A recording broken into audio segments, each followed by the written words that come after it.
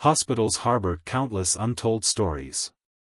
I had practiced medicine long enough to be familiar with the peculiar narratives, those exchanged in hushed tones among nurses or during brief coffee breaks on overnight shifts.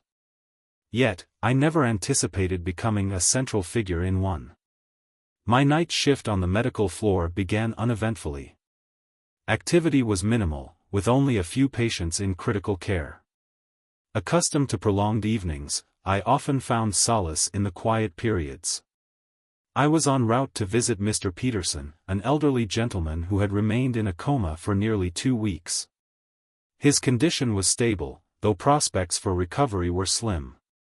It was a situation where the family had expressed their farewells, and the medical team had steeled themselves for the expected outcome. I had reviewed his vital signs earlier, finding nothing remarkable. Nevertheless, a persistent unease lingered, suggesting this night held a different significance. Approaching his room, I detected an anomaly. The subtle hum of the monitoring equipment was present, but the familiar sounds carried an unusual resonance, akin to a suppressed whisper or a faint murmur from the hallway. I decelerated, focusing my hearing to discern any distinct words, but the sound dissipated upon my halting. Dismissing it as a figment of my imagination, I proceeded to Mr. Peterson's room, mentally reviewing his medical history to maintain concentration. I gently opened the door and entered, only to find Mr. Peterson awake. He lay there, intermittently closing his eyes, gazing at the ceiling with an inscrutable expression.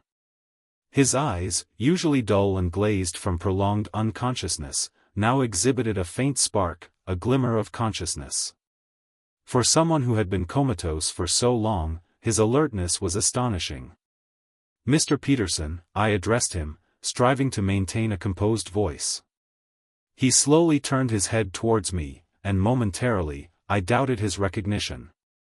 Then, as if a veil of clarity descended, he nodded, a barely perceptible gesture. "Doctor," he whispered, his voice scarcely audible. "She's departing from us tonight." "Who is departing, Mr. Peterson?" He looked past me, his gaze fixed on a point just beyond my shoulder. I resisted the impulse to turn, a shiver tracing my spine. His expression was tranquil, almost serene, as though sharing a private confidence.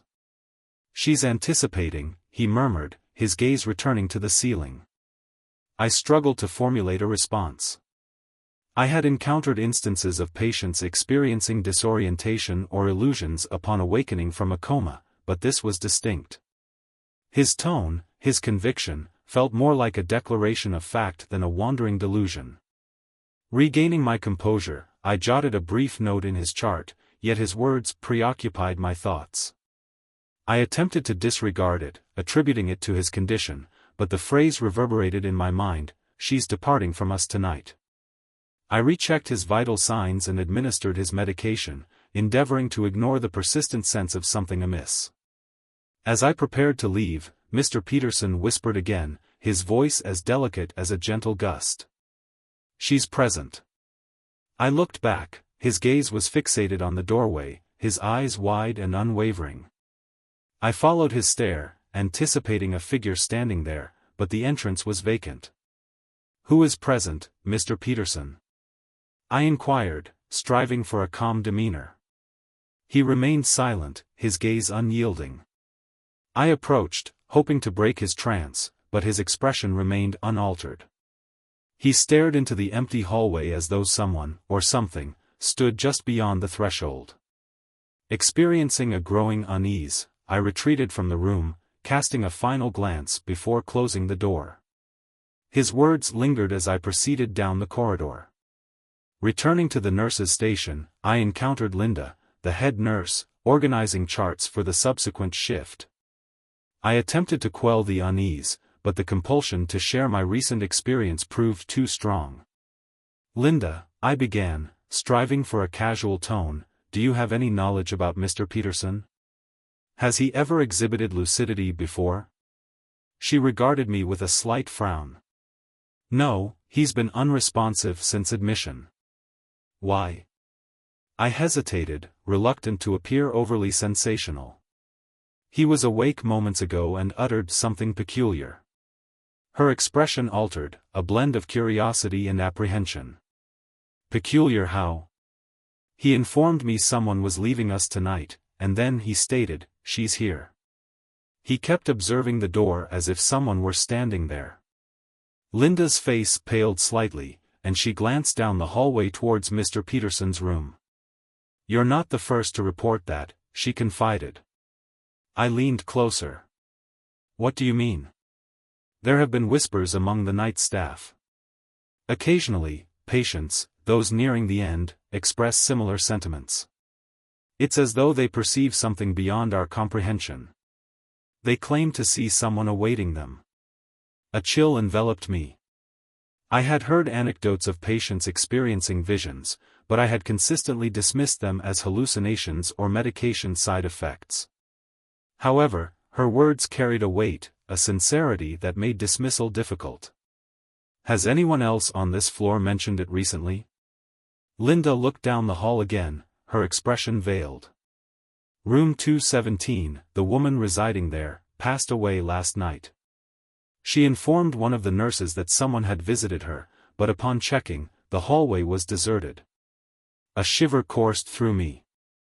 I hadn't been on duty the previous night, but the notion of another patient witnessing the same phenomenon induced a wave of apprehension. Could it truly be mere coincidence? Attempting to dispel the unsettling sensation, I conducted my rounds, attending to the other patients. However, as the hours elapsed, I couldn't escape the persistent feeling of being observed. Each time I traversed an empty room or a dimly lit corner, I sensed an intangible presence, as though someone lingered just beyond my perception. Returning to the nurse's station, I detected a soft beep emanating from a monitor down the hall. I consulted my watch, 3:12 a.m. Most of the staff had departed, leaving only a minimal crew to manage the floor. The corridor stretched ahead, silent and dimly illuminated, each footstep resonating in the emptiness. I proceeded back to Mr. Peterson's room, intending to recheck him. He had been comatose for weeks, and following his sudden pronouncements about her leaving, I couldn't shake the sense of an unfolding anomaly. Entering the room, I encountered an unexpected scene. Mr. Peterson was awake, not dazed or disoriented, but sitting upright, fully conscious, with a discernible light of awareness in his eyes for the first time since his admission.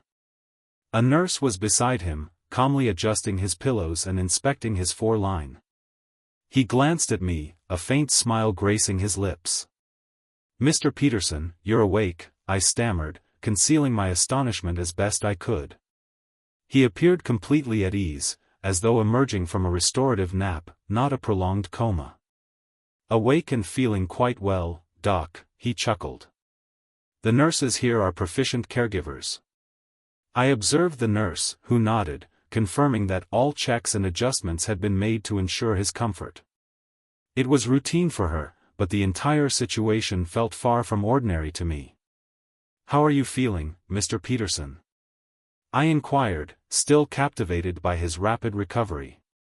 "Honestly, I feel as though I've been asleep for an extended period," he replied, "but everything feels normal, just like I'm awakening." He paused, studying my face, and added, "Is something amiss?" It took me a moment to respond. "Not at all. I'm merely pleased to see you awake. But do you recall anything from earlier tonight?" Mr. Peterson's brow furrowed. "Earlier tonight? I don't recall anything." "Why?" I hesitated, then persisted. "You mentioned something to me about someone leaving us tonight. Does that elicit any recollection?"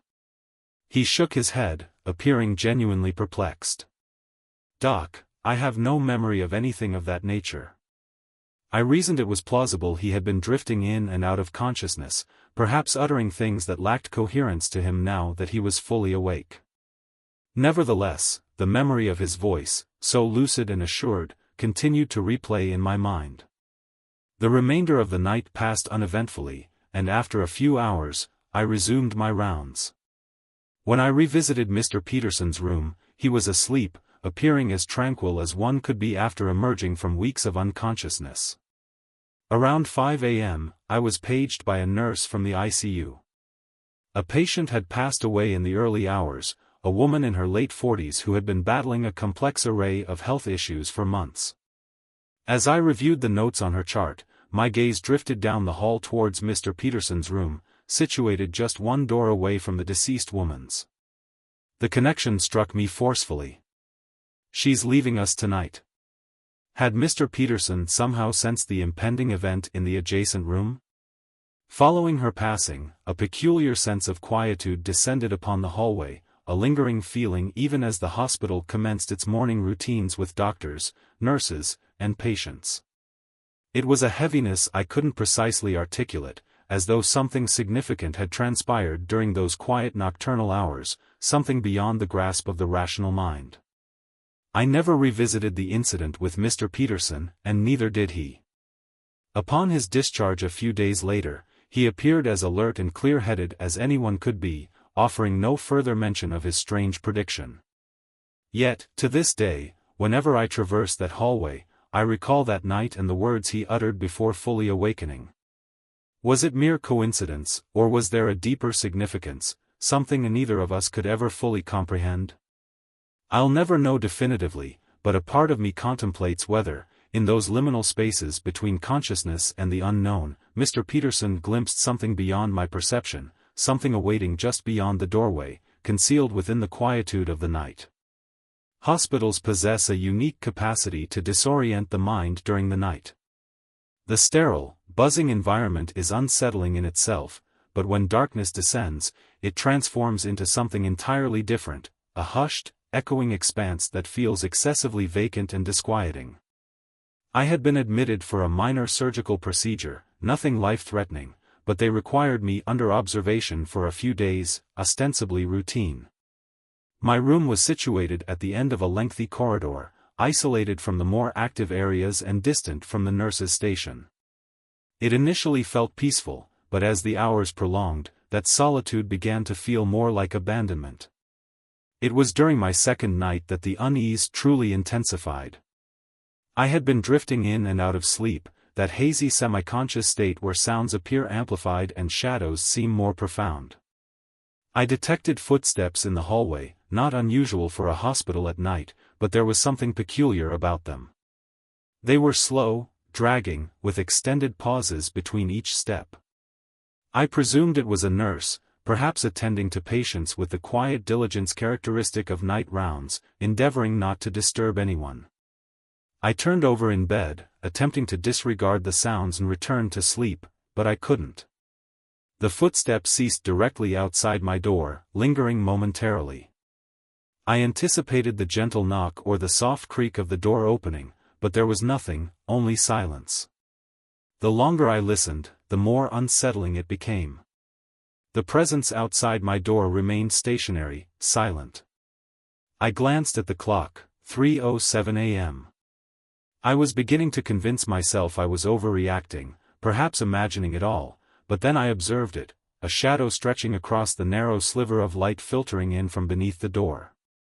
It wasn't a trick of the light, this shadow was distinct, defined, with a shape resembling a human, yet it didn't move as a person's shadow should. It remained motionless, as though someone stood perfectly still outside my door, observing.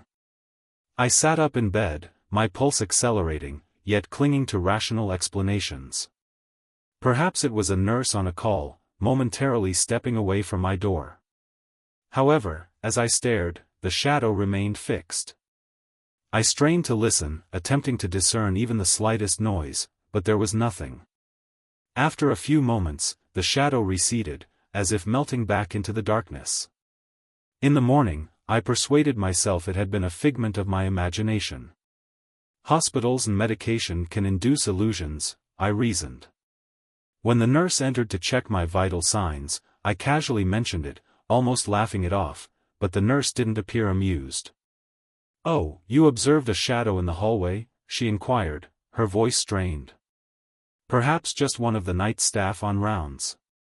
Her response seemed rehearsed, forced, leaving a peculiar sensation in my gut.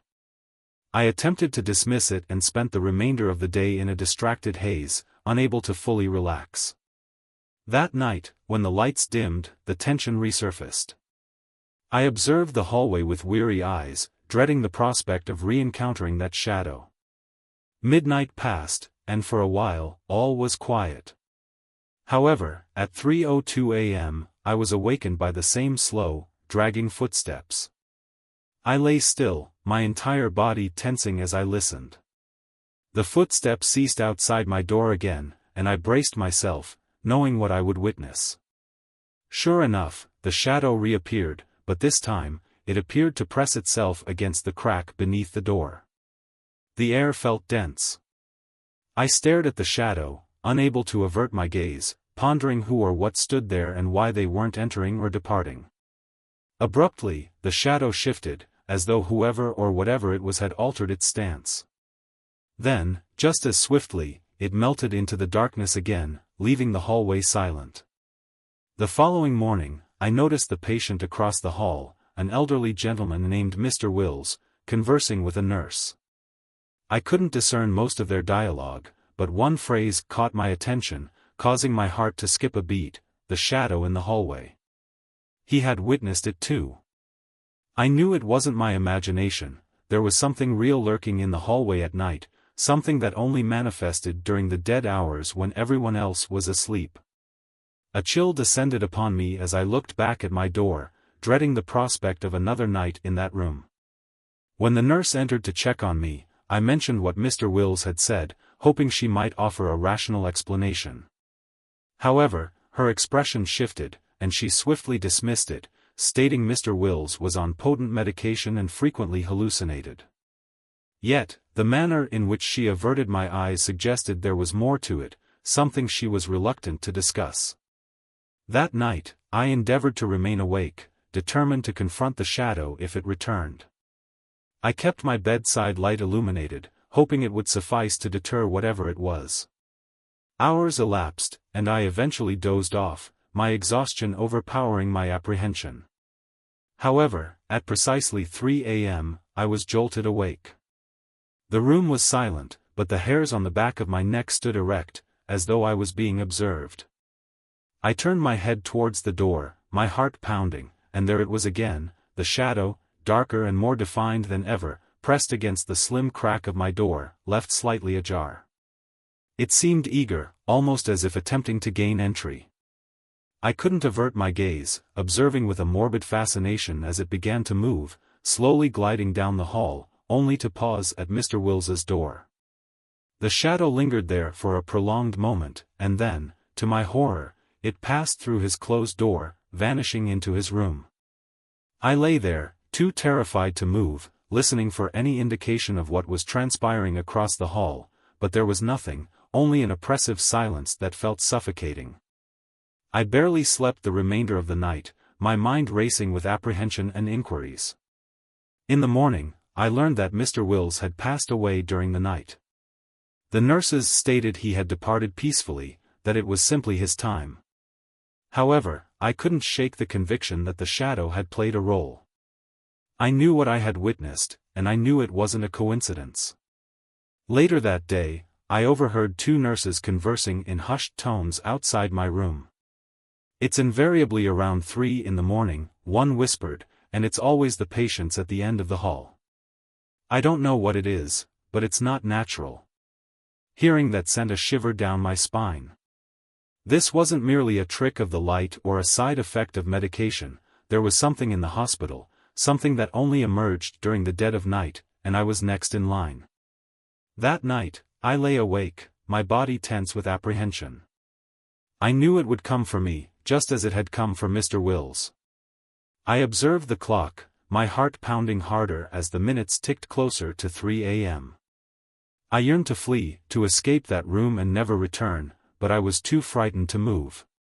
When the clock struck 3 a.m., the shadow appeared again, darker and more defined than ever.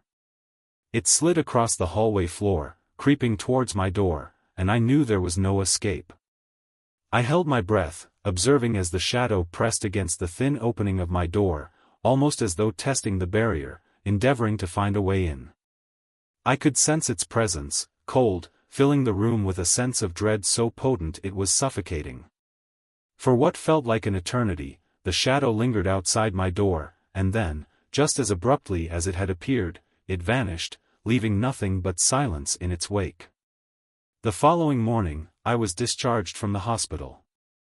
I departed as swiftly as possible, grateful to be free of that place.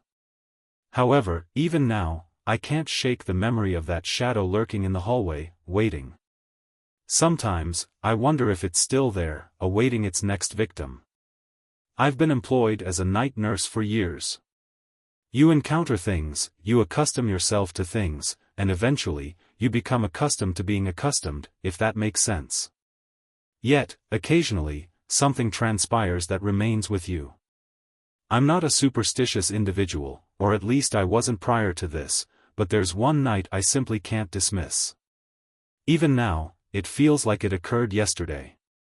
It was a quiet night shift. There was an elderly gentleman, Mr. Connors, in room 216.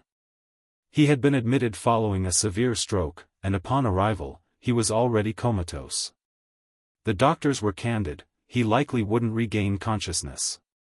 Honestly, he was merely existing, breathing on his own, but barely. Many would assert he was merely existing, not living. Most nights, I would enter his room to check his vital signs, ensure his foredrip was functioning correctly, and perhaps adjust his blankets. He was a familiar element of my shift. I grew accustomed to the steady, faint sound of his breathing, the quiet rhythm that became integrated into my own routine. However, there was something unsettling about him, or perhaps about his room. I can't precisely articulate it, just a peculiar sensation I would experience whenever I was in there.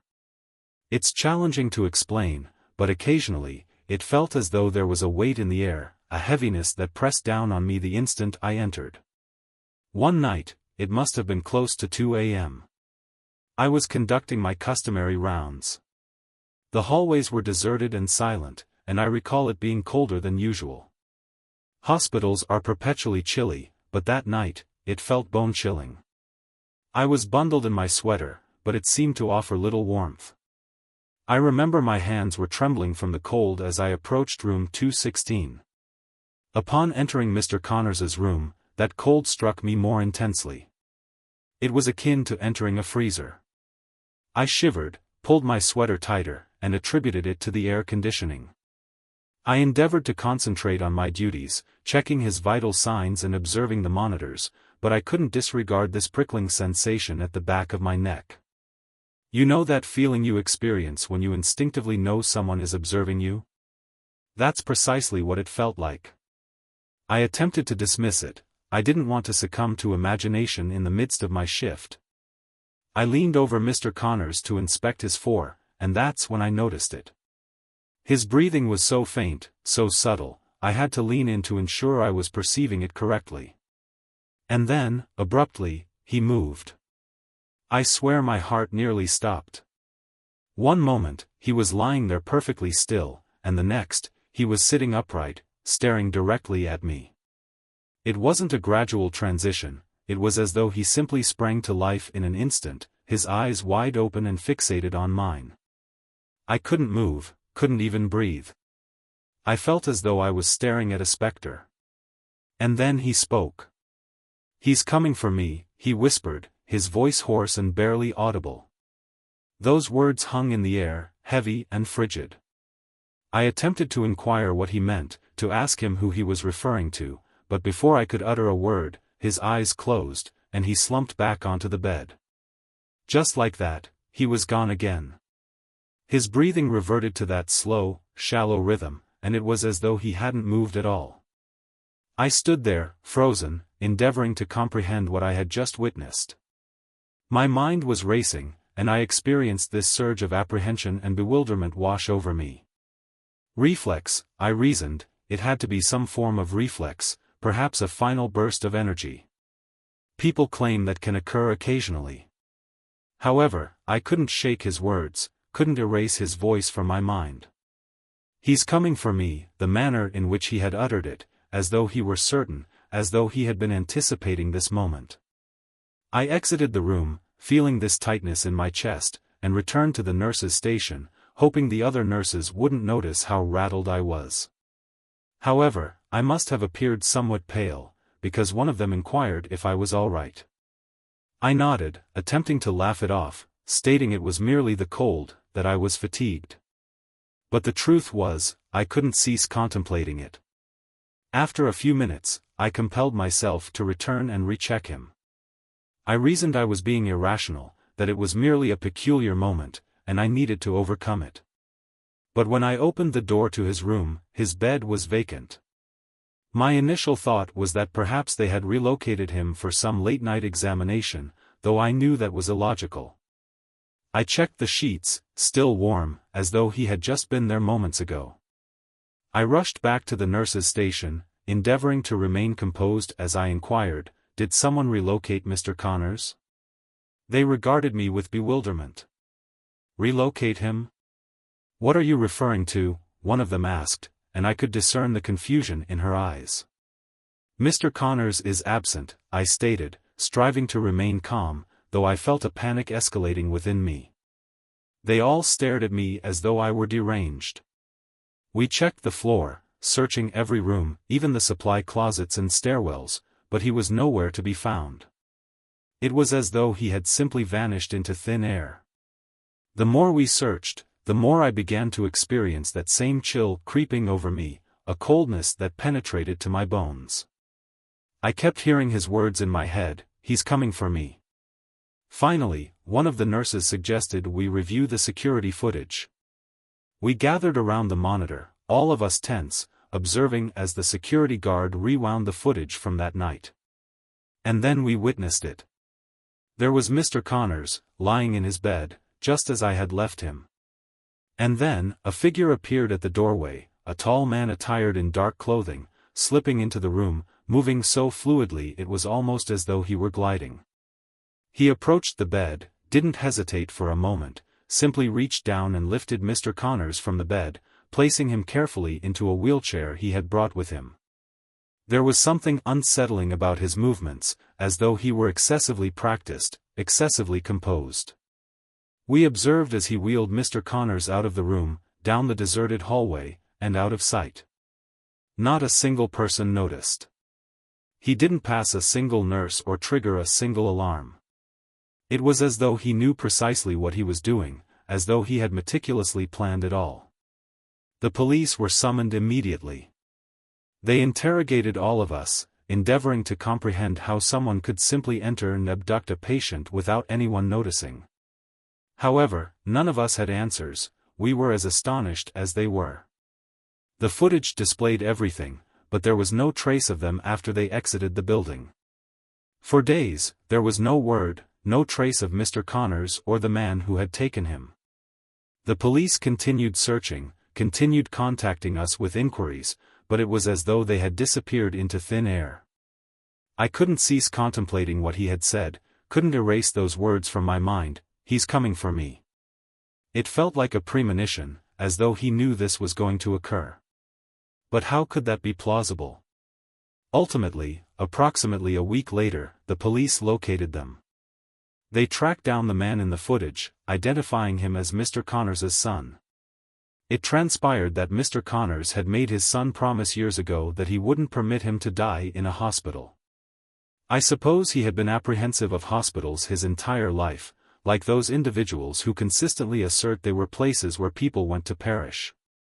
It was a pact they had forged, and his son had come to honor that commitment. They discovered them both in an antiquated farmhouse a few towns away. Mr. Connors was feeble, barely capable of sitting upright, but he had refused to return to the hospital. He passed away 2 weeks later, with his son by his side, precisely as he had desired. And as sorrowful as the narrative was, I couldn't shake the image of him sitting upright in that hospital bed, looking directly at me, and uttering, "He's coming for me." It felt as though he had known all along. Performing hospital security on the night shift is inherently unsettling, introduce peculiar occurrences, and it becomes intense. I accepted the position, assuming it would be straightforward, maintain the security of the hallways, conduct a few rounds each shift, and generally ensure no one was surreptitiously entering the hospital. However, the reality of it proved to be something I hadn't anticipated. There's an uncanny quality to hospitals at night, an intense stillness that pervades the atmosphere. I rationalized it was merely my mind playing tricks, that the persistent hum of the air conditioning or the flickering lights in the stairwell were commonplace. After all, any building of this age would possess its idiosyncrasies. I was being compensated to stand watch and disregard those minor disturbances. That was until one particular shift near the morgue. I had never relished being in proximity to the morgue, if I'm honest. I had endeavored to avoid it as much as feasible. However, that Wednesday night, I was assigned to the basement level, signifying that every hour, I would have to conduct a sweep of the area, inspecting locks, doors, and ensuring all was secure.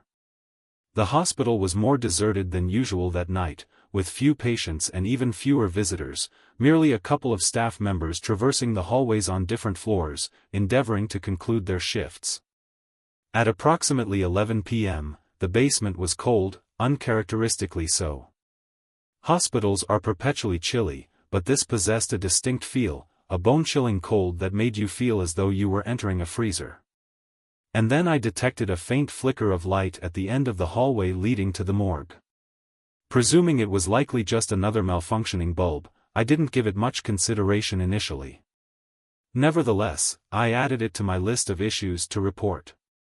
As I neared the morgue entrance, the lights appeared to flicker again, this time pulsating as though synchronized with my footsteps.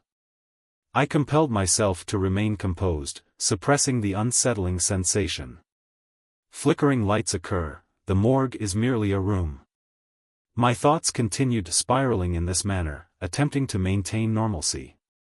I was simply executing my duties. However, then, as I traversed the main door, I thought I perceived something, a faint, indistinct noise that I couldn't quite decipher. It was almost akin to someone whispering. I halted, listening, but all I discerned was the humming of the air vents. So, I continued moving, mentally instructing myself to remain composed. But then, just as I advanced a few steps, I heard it again, clearer this time, a voice, low and feeble, whispering, "Derek." I froze. I rationalized it had to be my mind playing tricks. Perhaps it was merely the wind coursing through the ventilation system or a distant echo of a conversation from another floor. However, it hadn't sounded like that, it sounded personal. Whoever it was, they had uttered my name. I dismissed it, or attempted to. The hospital was merely a vast, vacant structure at night, after all. It's effortless to conjure things. However, the voice returned, and this time, it was so lucid, so unmistakable, that I couldn't disregard it. Derek. I inhaled deeply, reasoning with myself. I was the security guard, I had to investigate, ensure no one was violating any regulations, no one was trespassing or engaging in anything they shouldn't. Gradually, I proceeded to the morgue door and opened it slightly wider. The light within was subdued, but it illuminated the room sufficiently for me to ascertain that it was, indeed, vacant. However, as I turned to depart, that voice returned, louder, closer. "Derek, please." My breath caught in my throat. This time, it was unequivocal. I wasn't conjuring it, someone was calling my name, pleading. Against every instinct screaming at me to flee, I advanced further into the room, scanning the shadows, my heart pounding as I surveyed every corner, every surface. Nothing was amiss, the tables were unoccupied, the drawers were shut, and the silence was as dense as the walls surrounding me. However, as I stood there, I perceived something else, a faint, rhythmic tapping. The sound was delicate, but it reverberated throughout the room, steady and persistent, almost like fingers tapping against the metal drawers. I directed my flashlight towards the origin of the sound, my hands trembling as I gripped it tightly, anticipating to observe something, anything, but again, there was nothing. Then, just as I was about to turn and depart, I sensed something cold, an intense chill pressing against the back of my neck. It was as though someone had exhaled an icy breath against my skin. I spun around, my flashlight scanning the room frantically, but again, nothing. I was alone, or at least I should have been. As I stood there, endeavoring to steady my breathing, the tapping recommenced, emanating from the far end of the room. My heart pounded, every fiber of my being screaming at me to depart, but I was rooted to the spot, unable to tear myself away. It felt as though something was restraining me there, as though I was intended to hear, to listen, to comprehend. The room fell silent. I was already on edge, and that silence intensified everything. I turned to depart when I perceived a faint shuffle somewhere down the hall, growing louder, like someone gradually making their way down the corridor. My initial instinct was to dismiss it as a janitor or another night shift employee, but something about those footsteps felt amiss. They were slow, almost hesitant, yet steady, each one drawing nearer to the morgue. They reverberated off the tiled walls, bouncing around me, rendering it impossible to ascertain precisely their origin. Then I comprehended the footsteps were heading directly towards me. I strained to hear, hoping perhaps they would fade off in another direction, but they didn't. They continued advancing. I didn't linger to observe who or what it was. I seized my flashlight and retreated towards the exit, heart pounding as I reached for the doorknob. The footsteps were merely a few feet away now, directly outside the door. I barely twisted the knob before I yanked it open and darted into the hallway. Once in the hall, I didn't look back. I continued moving swiftly, not halting until I was out of that corridor and back near the safety of the main floor. Only when I reached the light and heard the familiar sounds of the hospital's night routine did I pause, catching my breath. That night, I comprehended there was more in the silence of the hospital than I had ever envisioned. And whatever was down there in the morgue, I didn't intend to discover. When I ultimately calmed down, I endeavored to rationalize what I had observed and heard. Perhaps it was merely my mind playing tricks, the stress of the night shift affecting me. However, deep down, I knew that wasn't the case. I hadn't conjured the voice, the chill. Something or someone had been in that morgue with me, reaching out, desperate, trapped. Following that night, I avoided the morgue as much as feasible, requesting shifts that kept me distant from the basement. However, occasionally, I would hear anecdotes from other guards, tales of whispers, peculiar noises, lights flickering at odd intervals. And each time, I would experience that familiar chill, the recollection of that voice calling my name. The final time I was assigned to the basement, I executed my rounds expeditiously, keeping my head down, my footsteps light, not daring to linger. I don't know what was in that morgue that night. Perhaps it was a lost soul, a spirit trapped between realms, reaching out for someone to heed its plea. Or perhaps it was merely the edifice, the echoes of lives and demises that had traversed its walls, lingering, hoping for someone to remember. All I know is that since that night, I've never set foot in that morgue again. And every time I pass by, I can't shake the sensation that someone is observing, awaiting, anticipating another opportunity to whisper my name. If these narratives kept you on edge, click that like button and subscribe for more unsettling encounters. Activate notifications, because you won't want to miss what's forthcoming. Remain safe, remain vigilant, and bear in mind, sometimes, it's what you don't observe in the hospital that should frighten you most. Thank you for viewing, and I'll encounter you in the subsequent nightmare.